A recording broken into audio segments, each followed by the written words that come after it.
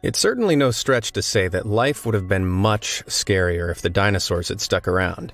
But what if I told you the Earth used to be populated by creatures that were even bigger, badder, and more ferocious?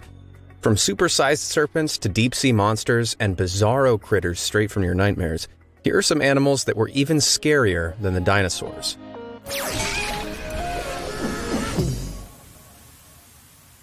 Dunkleosteus. Some of the most terrifying creatures ever to have lived were water dwellers, and Dunkleosteus is certainly no exception.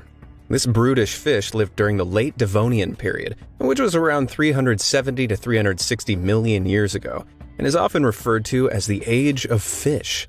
FYI, that's long before the dinosaurs walked the Earth, during a time known as the Mesozoic era, between around 245 and 66 million years ago, which scientists have divided into three periods: the Triassic, Jurassic, and Cretaceous.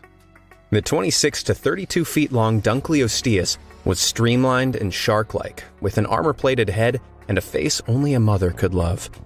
Based on its ferocious appearance, you might be surprised to learn that Dunkleosteus actually lacked any proper teeth. But don't be fooled. Instead, it had two long, bony blades that could snap and crush almost anything. And I do mean anything, because Dunkleosteus was definitely not a fussy eater. It ate fish, sharks, and even its own kind. Its fearsome fangs grew continuously and rubbed against each other as they did, acting like self-sharpening shears. To give you an idea of just how powerful its jaws were, scientists have speculated that they could generate up to 8,000 pounds of bite force per square inch. For some perspective, a lion's bite generates approximately 650 pounds per square inch. Dunkleosteus's fatal flaw was that it was so greedy that it often suffered from indigestion. Fossils of this prehistoric beast have often been found alongside regurgitated and semi-digested remains of fish. You may be glad to know Dunkleosteus isn't around anymore, but if you want to make sure Be Amazed never goes extinct too, you know what to do. Just shimmy on over to those like and subscribe buttons and show them some love. And don't forget to tickle that little bell icon too. That way you'll be the first to know when I upload more amazing content. Now buckle up for some more goosebump-inducing beasts. Helicoprion. If you thought getting into the water with Dunkleosteus was a terrifying prospect, then just wait till you hear about the Helicoprion. This ghastly 270 million-year-old, 20 to 25-foot-long fish is the star of one of the most vexing fossil mysteries to ever confound paleontologists. It all began with the discovery of strange petrified whorls of elongated teeth that looked kind of like fossilized fruity roll-ups. Russian geologist Alexander Petrovich Karpinsky coined the name Helicoprion in 1899 after determining that the strange fossils were actually part of a shark-like fish.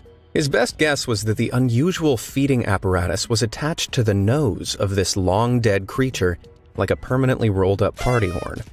But the remains continued to puzzle paleontologists for over a century. Years spent speculating about the true arrangement of the toothy whorl produced a slew of bizarre visions of sharks with whorls of teeth hanging off of their snouts, dangling from their lower jaws, dorsal fins, caudal fins, and even embedded deep in their throats. It wasn't until 2013 that a study led by Leif Tepanilla from Idaho State University correctly proposed that the coiled tooth row totally filled the lower jaw in a buzzsaw-like formation. As the fish aged, new teeth continually formed at the back of the lower jaw, while there were practically no upper teeth to speak of. So how did the Helicoprion catch and consume its prey? Terrifyingly, paleontologists suggest that as the jaw closed, the toothy whorl rotated the teeth backwards in a saw-like motion. As if all that wasn't scary enough already, the largest Helicoprion specimen ever found had a 2-foot-wide jaw. Oof, thank God this terrifying buzzsaw killer went extinct some 225 million years ago, because it's a whole pile of terror birds. The simple fact that scientists nicknamed the first racidae terror birds should tell you everything you need to know about these frightening creatures. But I'm gonna go ahead and give you the full rundown anyway. After a meteor wiped out the fearsome dinos like the T-Rex and the Velociraptor, The terror bird rose up to become the top land predator in South America, a title they defended for the next 60 million years. These prehistoric feathered beasts grew up to 10 feet tall and had T-Rex-like feet and a hooked beak that could sever the spinal cord of a horse with one fatal blow. Their reign of, well, terror began before what we now know as Central America existed, when South America was still an island. While the likes of the saber-toothed cats and wolves took over the job of top predators elsewhere, most of the mammals in South America were happy herbivores. This provided the terror birds with a smorgasbord of plant-munching animals to feast on without any competition. These swift-moving creatures were equipped with a pickaxe-like beak which they used to strike downwards and fatally crack the skulls of smaller animals. Ooh, ouch. But that's not all. Their bony heads could act as a giant meat tenderizer, and they would likely have used their enormous clawed feet to kick the living daylights out of their prey.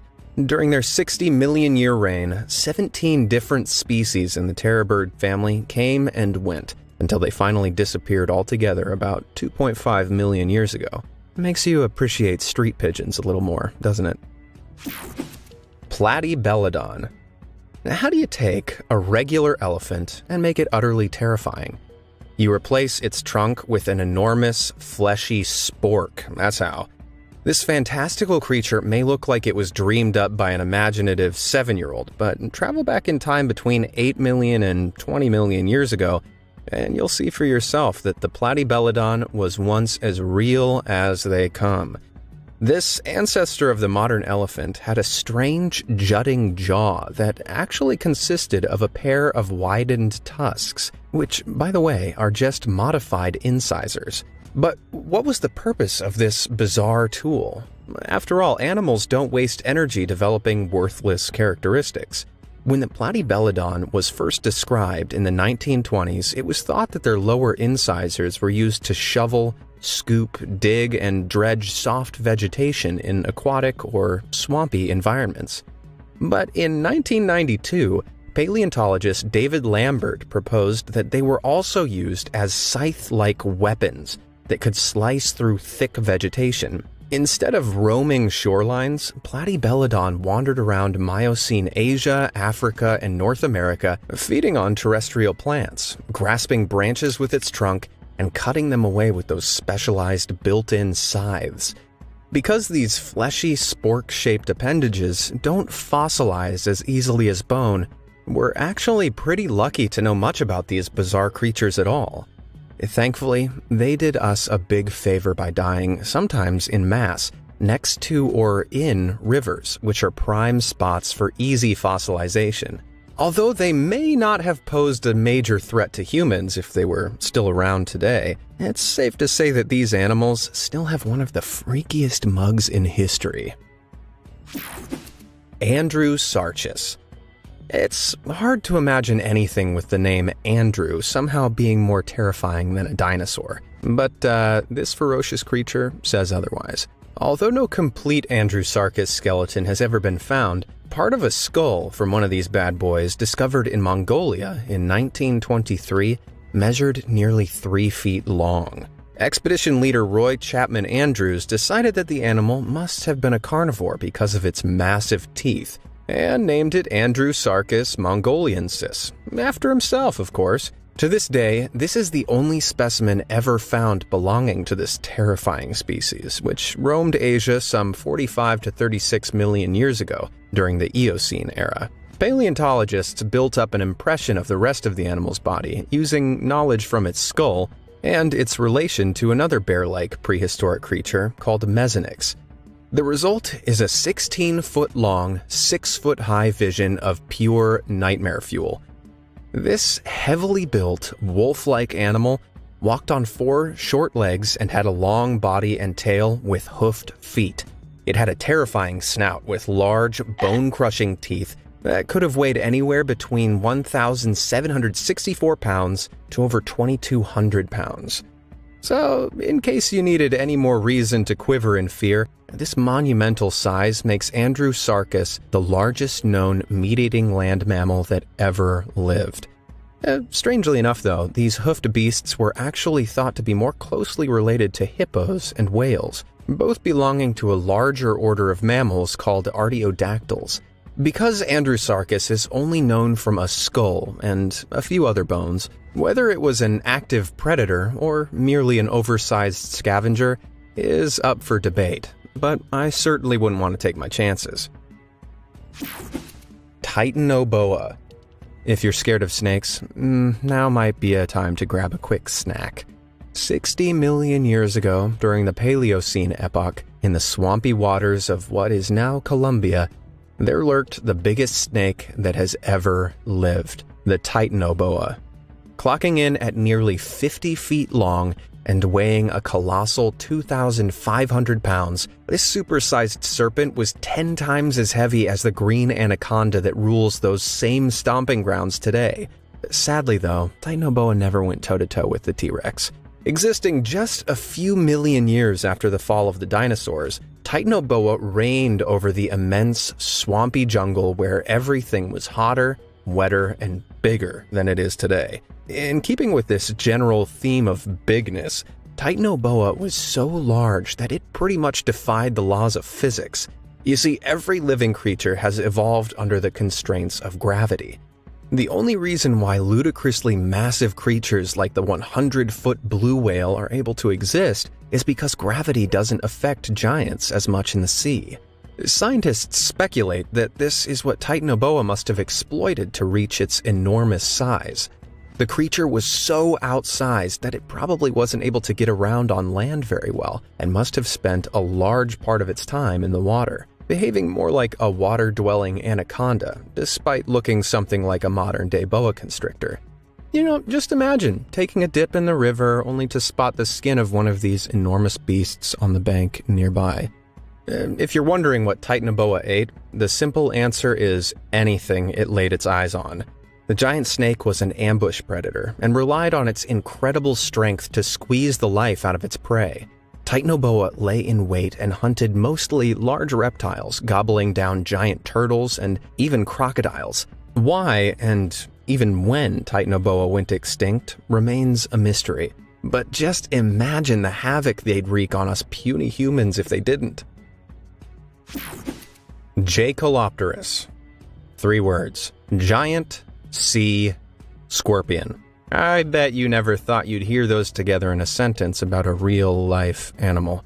You'll be pleased to know that the now extinct group of Eurypterids, also known as sea scorpions, which belonged to the arthropod order, were mostly small creatures, about the size of a human hand. That is, except for the nightmare-inducing Jacalopterus, which lived around 460 million years ago during the Silurian period. This spiky sea scorpion grew up to 8 feet in length, easily making it the largest arthropod ever known. For a better idea of what it looked like, just imagine those facehuggers from the Alien franchise, scaled up to huge proportions with the ability to swim thrown in. Its segmented paddle-shaped body was similar to that of the bizarre horseshoe crab, except, much more giant. Jacalopterus moved swiftly underwater thanks to its oar-like back legs, which allowed it to swim rapidly after its prey. Beside its multiple specialized limbs, this marine monster was also equipped with huge spring-loaded claws, which it used to snatch up fish as they passed by. One fossilized spike claw discovered in 2007 even measured a whopping 18 inches across. There's no denying that if this giant sea scorpion had existed today, it could have used these grasping claws to grab you in a deadly embrace and crush your skull like an almond. The reign of the Eurypterids, including the terrifying Jacalopterus, was eventually brought to a sudden end thanks to the Permian extinction around 299 to 252 million years ago, which wiped out more than 96% of all marine life on Earth. Phoberomus pattersoni. You may have noticed that many animals in the prehistoric era were basically just souped-up, jumbo-sized versions of some of the animals that still exist today. Well, allow me to introduce you to perhaps the most unnerving example of that theme, Phoberomus pattersoni. These real-life ratzillas were the biggest rodents to have ever walked the earth, clocking in at around 10 feet long with another 5 feet worth of tail to boot. Remains of these repulsive rodents have been recovered from several sites in Argentina, Brazil, and Venezuela over the years. Although their closest living relative is the humble guinea pig, they were more similar in appearance to modern-day capybaras, despite being much bigger and heavier.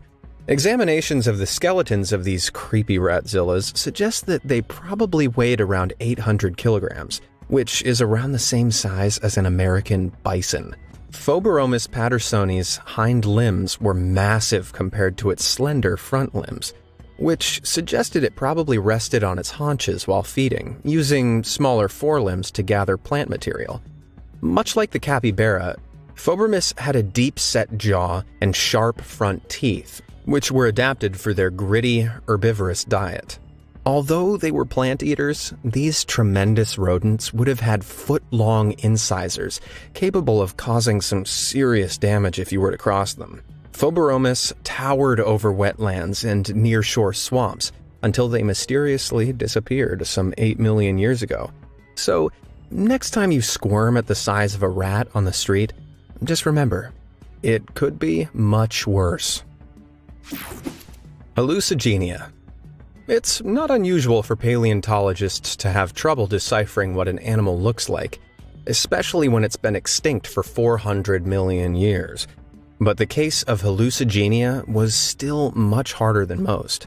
In fact, scientists studied this thumb-sized worm for more than 50 years before they were able to determine where its head was. Take one look at this utterly ludicrous creature and you'll see what I mean.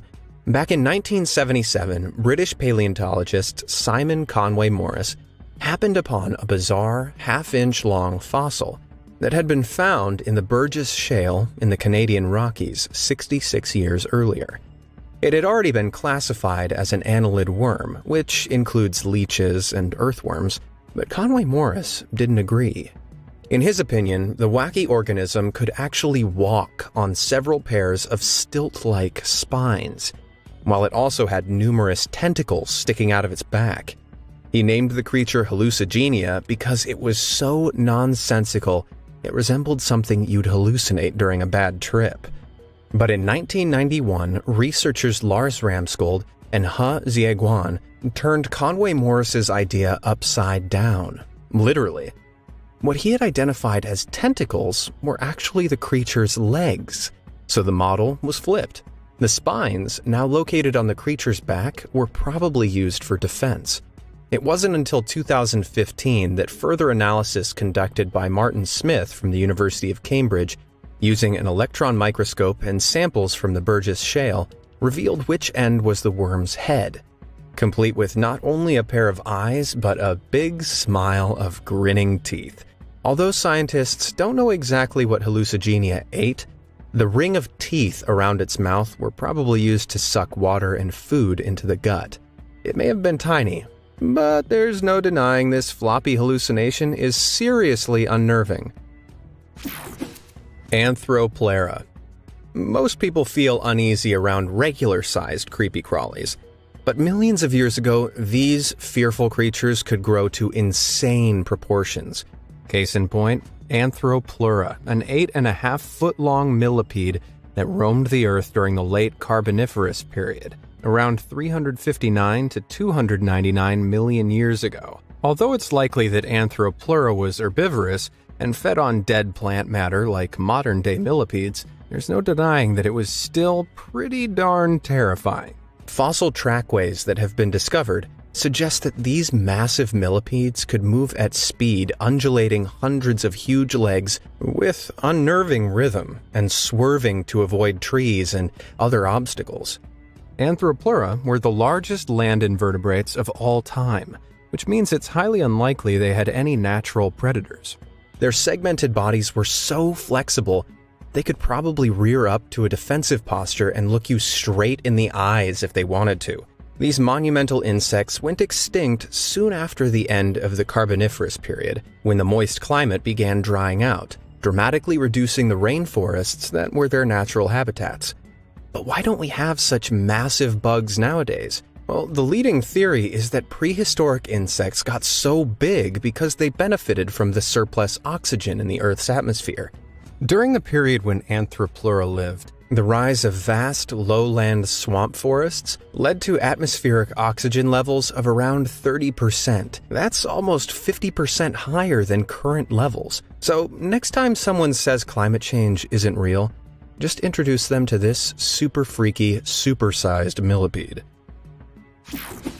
Mosasaurus.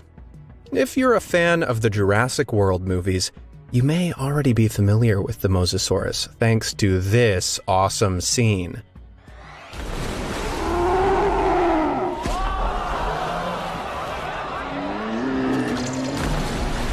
But the thing is, the Mosasaurus isn't technically a dinosaur. These great marine reptiles are actually closely related to snakes and monitor lizards, but that doesn't make them any less terrifying. This gigantic warm-blooded carnivore swam the seas around the globe some 80 to 66 million years ago.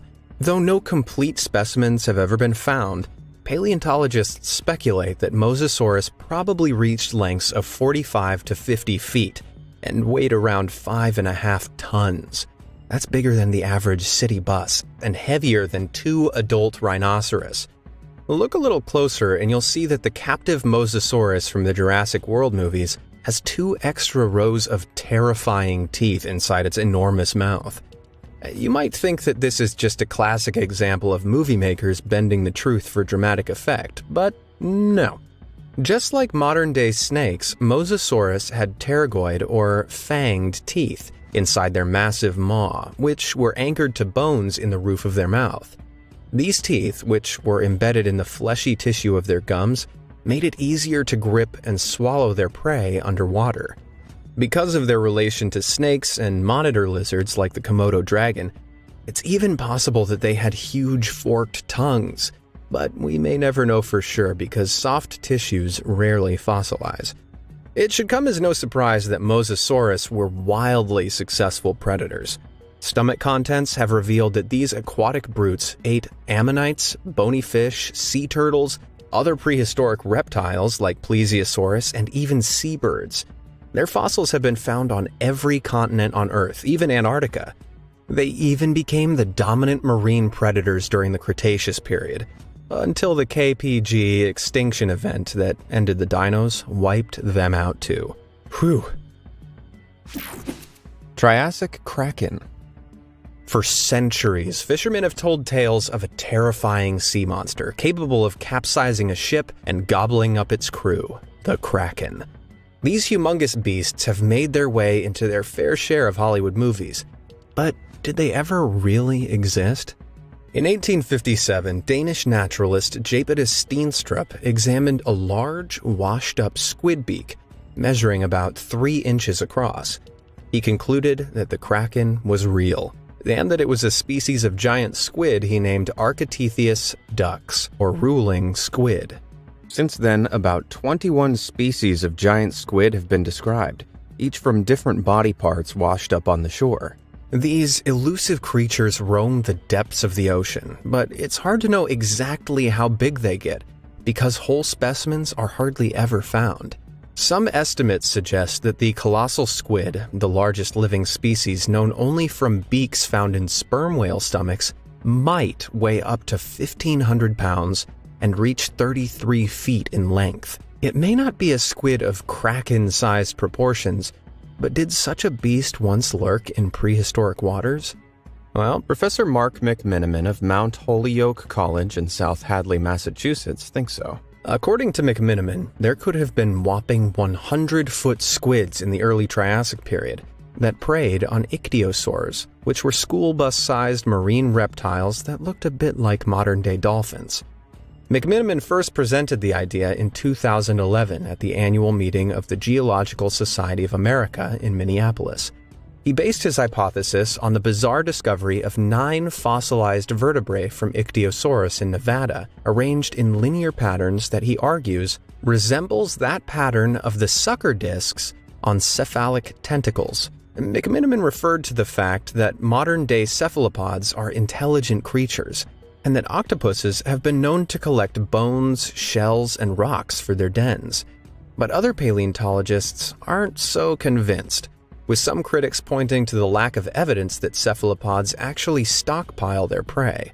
Others have even accused McMenamin of simply reading the bones at the Nevada site like prehistoric tea leaves. But in 2013, McMenamin returned to the Nevada site and discovered another fossil. This time, a fragment that he thinks is the tip of a huge beak belonging to a Triassic kraken. Unfortunately, the unidentified fossil is too fragmentary to prove the size of the cephalopod it may have belonged to. While there's certainly little evidence of a truly monstrous squid alive today, McMenamin's theory suggests that there is reason to believe that squid reached stupendous sizes in the distant past. And when we consider that only 5% of the vast ocean has been explored so far, it's entirely possible that something much bigger and scarier than the giant squid once lurked beyond human reach. If you had to bring one of these prehistoric horrors back from the dead, which one would you choose? Let me know in the comments below, and thanks for watching, guys.